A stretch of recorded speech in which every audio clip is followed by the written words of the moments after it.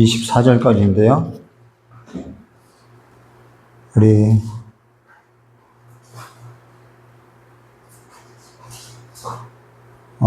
8절까지만, 창세기 30장 1절부터 8절까지만 함께 교도하도록 하겠습니다. 8절까지만 교도하겠습니다. 제가 먼저 교도하겠습니다. 창세기 30장 1절에서 8절입니다. 제가 먼저 교도하겠습니다. 라헬이 자기가 야곱에게서 아들을 낳지 못함을 보고 그의 언니를 시기하여 야곱에게 이르되 내게 자식을 낳게 하라. 그렇지 아니하면 내가 죽겠노라. 야곱이 라헬에게 성을 이르되 네가 임신하지 못하게 하시는 이는 하나님이시니 내가 하나님을 대신하겠느냐. 라헬이 이르되 내 여종 비라에게 들어가라. 그가 아들을 낳아 내 무릎에 두리니 그러면 나도 그로 말미암아 자식을 얻겠노라 하고 그의 신하가 비라를 낳아 그의 아들을 주에 야곱에게 들어갔더니 비라가 임신하여 야곱에게 아들을 낳은지라. 라헬이 이르되 하나님이 내 마음을 부시셨고 내 목소리를 들으사 내게 아들을 주셨다 하고 이로 말미암아 그의 이름을 가디라 하였으며. 라헬의 시녀 비라가 다시 임신하여 둘째 아들을 야곱에게 낳음에 하겠습니다. 라헬이 이르되 내가 언니와 크게 경쟁하여 이겼다 하고 그 이름을 납달리라 하였더라. 아멘.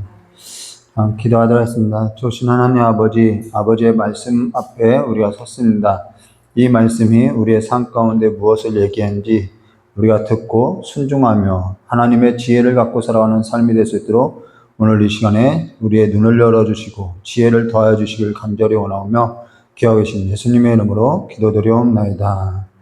네, 오늘은 창세기 30장 1절과 24절 말씀을 가지고요. 하나님이 라헬을 생각하신지라는 제목으로 함께 나누도록 하겠습니다. 아마 수요 오전 설교에 있어서는 제가 서게 된 게 거의 한 달이 좀 넘은 것 같은데요. 우리가 앞서서 무엇을 나눴냐면요. 야곱에게는 두 아내가 있는데 하나는 사랑받지 못한 여자 레아고요. 그리고 다른 하나는 야곱이 사랑한 여자 라헬에게 있어서 우리가 함께 나눴는데 하나님께는 그 사랑받지 못하는 그 슬픔이 가득한 여자 레아의 삶을 통해서 자손을 낳겠다라는 것이죠. 그리고 그 자손 가운데 이제 유다 지파로에서 그리스도가 난다는 것입니다. 그러면 오늘 우리가 나눌 것은 지난 설교에 이어서 이 두 여자가 자녀를 가지고 이제 경쟁을 하는 거죠. 서로 시기에서 경쟁을 하는데 이게 지금 우리에게 무엇을 얘기하고 있는지 우리 함께 나눌 겁니다. 그러면 1절 말씀 보도록 라헬이 자기가 야곱에게서 아들을 낳지 못함을 보고 그의 언니를 시기하여 야곱에게 이르되 내가 자식을 낳게 하라. 그렇지 않으면 내가 죽겠노라. 여기 라헬이 언니를 시기해서 야곱에게 뭐라면 내게 자식을 낳게 하라. 그렇지 않으면 내가 죽겠노라 라고 이야기했어요. 이런 걸 보면 라헬 성격이 보통이 아닌 걸 알 수 있죠.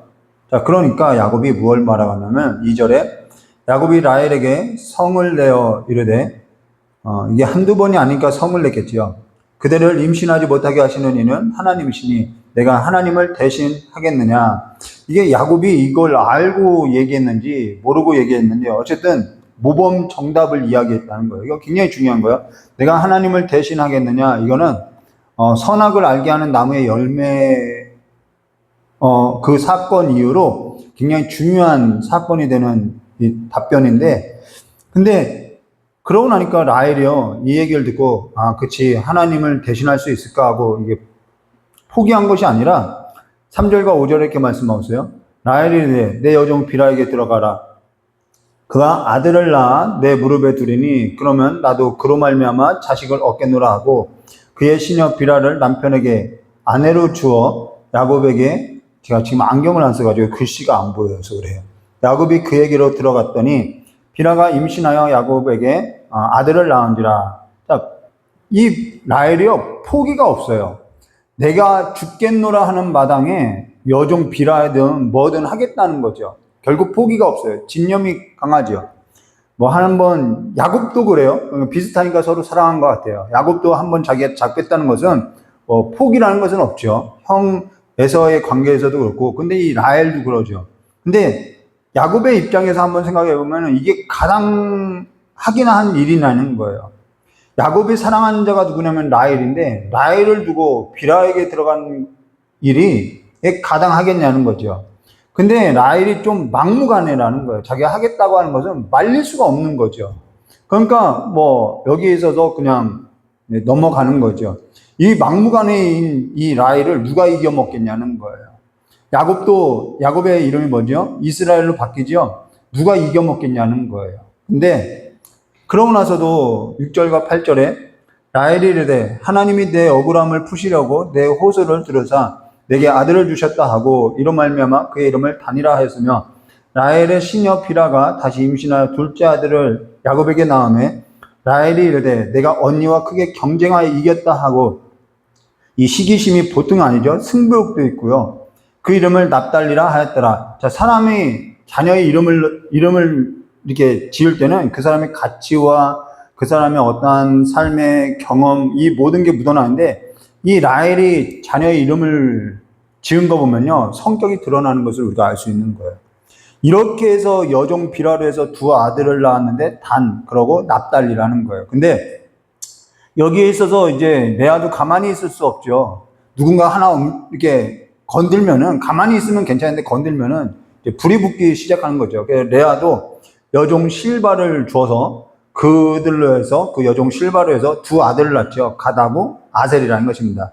근데 이들이 이렇게 경쟁을 하면서 자녀를 낳는데 이제 밀 거둘 때가 되어서 밀 거둘 때 이제 레아의 아들 루벤이 들에 나갔다가 합 한 채를 얻어 갖고 오는데요. 그걸 레아에게 줬다는 거예요. 근데 합 한 채가 뭐냐면요.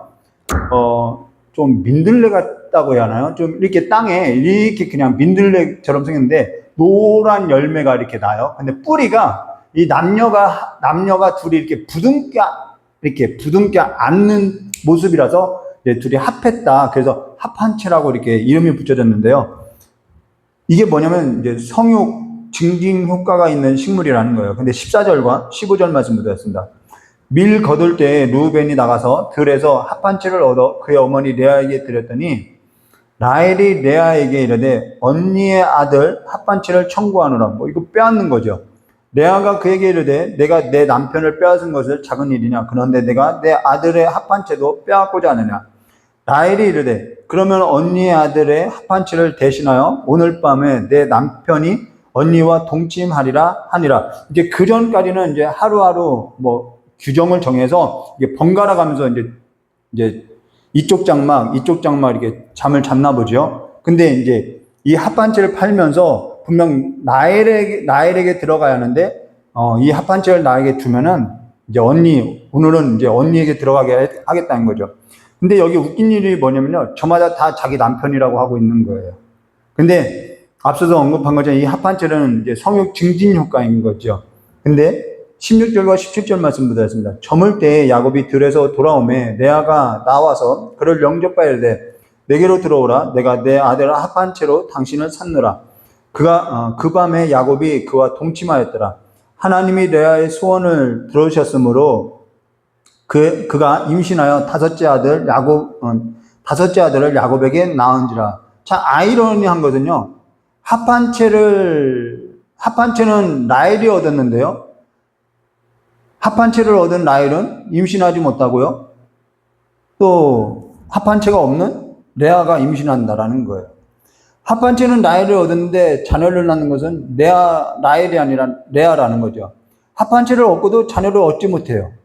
근데 아이러니한 것은 사라나 리브가는 전부 이 임신에 대한 이 어려움을 다 겪었죠. 물론 사라도 여종 하갈을 통해서 이스마엘을 생산하게 했어도 이 정도는 아니었다라는 거예요. 하나님의 때를 좀 기다리는 이런 모습들도 있었는데 이들은 그런 것이 없어요. 라헬하고 레아는요. 근데 라헬이 합 한 채를 얻고도 자녀를 낳았느냐? 못 낳았다라는 거예요. 그럼 라헬이 어느 때에 자녀를 낳게 되느냐? 우리 22절과 24절 말씀이죠. 하나님이 라헬을 생각하신지라. 하나님께서 라헬을 생각하셨다라는 거예요. 그의 닫혔던 그 태문을 열어주신 거죠. 하나님이 그의 소원을 들으시고 그의 태를 여셨으므로 그가 임신하여 아들을 낳고 이르되 하나님이 내 부끄러움을 씻었다 하고 그 이름을 요셉이라 하니 여호와께서 다시 다른 아들을 내게 더하시기를 원하노라 하였더라. 여기 하나님이 라헬을 생각하셨다라는 거예요. 그러면 지금 이 두 여자를 통해서 시기하고 경쟁하고 자기 밖에는 모르고 막무가내인 이 두 여자들의 삶을 통해서 무엇이 만들어졌냐면은 지금 이스라엘이 만들어졌다라는 거예요. 이스라엘. 그런데 이 이스라엘이 처음에는 어땠냐면은 이 어머니가 서로 다르다니까 이 형제들 사이에 관계가 좋았느냐? 관계가 좋지 않다라는 거예요. 근데 나중에는 어떻게 되냐면은 이 이스라엘이 하나로 되더라는 거예요. 하나로. 지금 그 얘기를 하는 거예요. 이스라엘이라는 한 공동체를 이 창세기 끝에 가면 이루어지죠. 한 공동체로서 이루어지는 것을 우리가 볼 수 있다라는 거예요. 자, 사실 창세기 30장 우리가 함께 교독했던, 우리가 함께 나누고 있는 1절부터 24절의 말씀을 묵상하다 보면요, 어떠한 말씀이 이렇게 연관되었냐면요, 빌립보서 1장 14절과 18절 말씀과 연관되지요. 빌립보서 1장 14절과 18절 말씀 보시면 이렇게 말씀하세요. 이게 바울이 옥에 갇혔을 때 빌립보 교회 성도들이 서로 나뉘게 돼요. 하나는 바울이 정말 하나님을 위해서 살아갔던 그 삶에서도 바울이 옥에 갇혔으니까 우리가 그 남은 삶에서 우리가 함께 하자. 또 한 무리는 바울이 옥에 갇힌 것은 뭔가 잘못된 것이 있으니까 옥에 갇힌 거지. 그러니까 우리가 이 일을 통해서 우리가 힘써서 하나님의 복음 사역을 열심히 하자. 뭐 이렇게 두 그룹으로 나누게 되는 거죠. 근데 이 빌립보서 1장 14절과 18절 말씀 보시면 이렇게 말씀하세요. 형제 중에 다수가 나의 매임으로 말미암아 주 안에서 신뢰함으로 겁없이 하나님의 말씀을 더욱 담대하게 전하게 되었느니라. 어떤 이들은 투기와 분쟁으로, 어떤 이들은 착한 뜻으로 그리스도를 전파하니 이들은 내가 복음을 변증하기 위하여 세우심을 받은 줄 알고 사랑으로 하나 그들은 나의 매임에 괴로움을 더하게 할 줄을 생각하고 순수하지 못하게 다툼으로 그리스도를 전파하느니라. 그러면 무엇이냐? 거칠애로 하나 참으로 하나 무슨 방도로 하든지 전파되는 것은 그리스도니 이로써 나는 기뻐하고 또 기뻐하노라. 그래서 그 다음에 바울이 뭐라는, 내가 사나 죽으나 뭐 유익하다라고 이야기해요. 전파되는 것은 예수다라는 거예요. 사실 이 시기로 하든 경쟁으로 하든 이익으로 하든 자기 어떠한 막무가내로 하든 그리스도 안에서 뭐 하게 되기 위함이냐? 하나 되게 하기 위함이라는 거예요. 지금 뭐 한국 사회 안에도 이런 진영 논리가 있죠. 지금 뭐 한국교 안에도 이런 진영 논리가 있어요. 장로교나 침례교나, 우리도 신앙생활 하면은 전에 있었던 교회에서도 마찬가지인 것처럼 우리가 신앙생활을 어떠한 교회에서든지 신앙생활 하든지 우리가 그래요. 저 사람은 장로교회 교인이니까, 저 사람은 침례교회 교인이니까 나는 좀 여기는 맞지 않아. 다 진영 논리에 빠져 있다는 거예요. 보수냐 진보냐 개혁주의냐 뭐 순복음주의냐 뭐 복음주의냐 뭐 이러면서 전부 네 편이냐 내 편이냐 나누고 있다는 거죠. 근데요, 하나님은 거기에서 뭐라냐면 하나님은 그냥 하나님의 일을 해 가신다라는 거예요. 우리가 진영 논리에 아무리 빠져 있어도 하나님은 하나님의 일을 해 가신다라는 거예요. 저도 저와 맞지 않는 생각이 다른, 그리고 하나님의 일에 있어서 생각이 다른 것이 있죠. 근데 저 사람이 나하고 생각이 다르다고 해서 저 사람 가운데 있는 그 하나님의 역사가 이루어지지 않느냐? 또 나의 삶 가운데 하나님이 생각지 아니하시냐? 다 하나님께서 하시고 있다라는 거예요. 근데 성도마다 장로교회 교인이니까, 침례교회 교인이니까 자기 진영에 빠져서 보지 못하는 것이 뭐냐면 하나님이 생각하시고 하나님께서 일하시는 것을 보지 못하고 이야기하고 있다라는 거예요. 근데 보수냐 진보냐에 있어서 전파되는 것은 그리스도여야 하는 것이죠. 그리스도인데 그리스도께서 어찌 전파되겠냐는 거예요. 어찌 전파되겠냐는 거죠. 그러하다면은 그리스도께서 전파되는 삶에 있어서 우리가 그 삶의 가치로서 보고 있다고 한다면은 우리가 시기로 하든 경쟁으로 하든 이익으로 하든 그보다 더 넓고 더 깊고 더 높은 가치로서 그리스도가 훼손되지 않아야 하지 않느냐라는 그 믿음에서 나는 지혜가 있어야 하지 않냐는 거죠.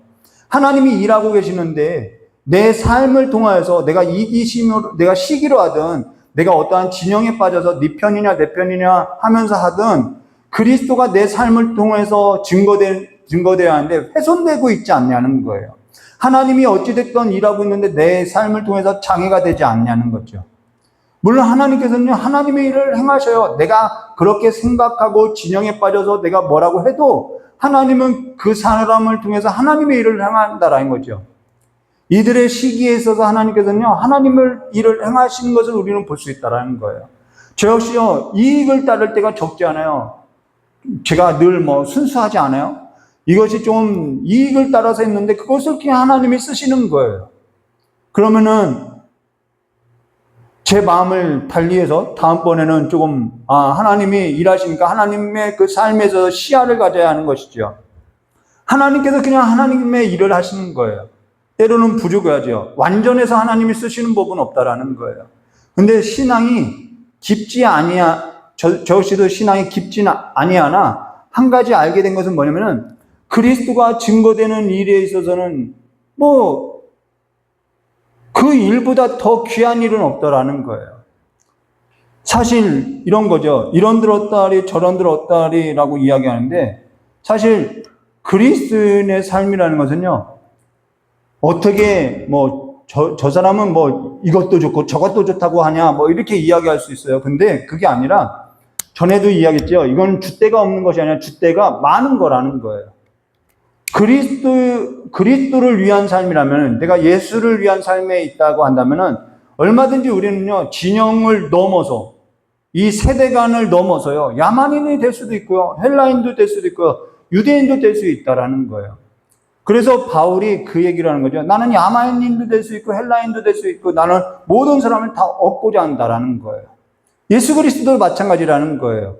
근데 줏대가 많으니까 헬라인은 헬라인대로 뭐라고 하고 유대인은 유대인대로 뭐라고 하고 전부 뭐라고 하는 것이죠. 그래서 고난을 겪는 거예요. 그리스도 안에서 이게 뭐냐면은 내가 예수를 위해서는 야만인도 될 수 있고 헬라인도 될 수도 있고 장로교인도 될 수 있고 침례교인도 될 수 있고 그걸 뭐라고 하죠? 그리스도 안에서 자유하다라는 거예요. 오늘 우리가 그리스도인이라고 하면서 어떠한 진영에 빠져서 진리에서도 보지 못하고 하나님께서 행하시는 그 경영에 있어서 보지 못한다면은 우리는 그 하나님의 넓으신 그 역사에서도 보지 못한다는 것이죠. 오늘 우리가 그리스도인이라 하면서 어떤 진영에 빠져 진리를 보지 못하는 것은 하나님의 경영에 있어서 우리가 지혜가 없어서 너무 좁게만 내 중심의 시야를 갖고만 보고 있다는 것입니다. 오늘 내 편이냐 네 편이냐 이게 누가 했죠? 여호수아가 했죠. 여호수아가 가나안 땅을 들어가기 전에 그 군대 이스라엘의 여호와의 군대 대장으로 왔던 그 사람 보고 넌 우리 편이냐 적군의 편이냐라고 물어봤죠. 이 네 편이냐 내 편이냐라는 그 가치로 인해서 이들이 뭘 한 거예요? 38년 동안 방황 생활을 한 거라는 거예요. 하나님의 경영을 보지 못하는 것이죠. 오늘 네 편이나 내 편이냐가 아니라 그리스도가 우리의 삶에 있어서 주인된 삶으로서 그리스도가 증거되는 삶에 있어서 그리스도 안에서 자유한 그 지혜가 있는 삶이 되시기를 주님의 이름으로 축원드립니다. 이게 지혜라는 것을 여러분 기억하고 이 지혜가 우리가 그리스도 안에서 내가 이 사람도 될 수 있고 저 사람도 될 수 있는 진영에 빠져서 살아가는 삶이 아니라 하나님의 그 넓은 경영에 하나님이 생각하시는 그 삶에 저와 여러분이 서 있는 삶이 되시기를 주님의 이름으로 축원드립니다. 같이 기도하도록 하겠습니다. 좋으신 하나님 아버지, 우리가 진영에 빠져서 네 편이니 내 편이니 그 좁은 시야를 가지고 하나님의 생각하심과 하나님의 그 경영에 있어서 보지 못하고 하나님의 일하심을 보지 못하고 우리가 우리의 고집대로 살아가는 그 삶의 우둔함을 벗어던지고 이제는 하나님께서 우리에게 주신 그 자유함을 맛보고 그리스도 안에서 이럴 수도 있고 저럴 수도 있고 그냥 하나님을 보고 살아가는 그 삶을 통해서 우리의 삶을 통해서 전파되어지는 것이 예수 그리스도가 될 수 있도록 복을 허락하여 주시길 간절히 원하오며 기억하 계신 예수님의 이름으로 축복하며 기도드리옵나이다.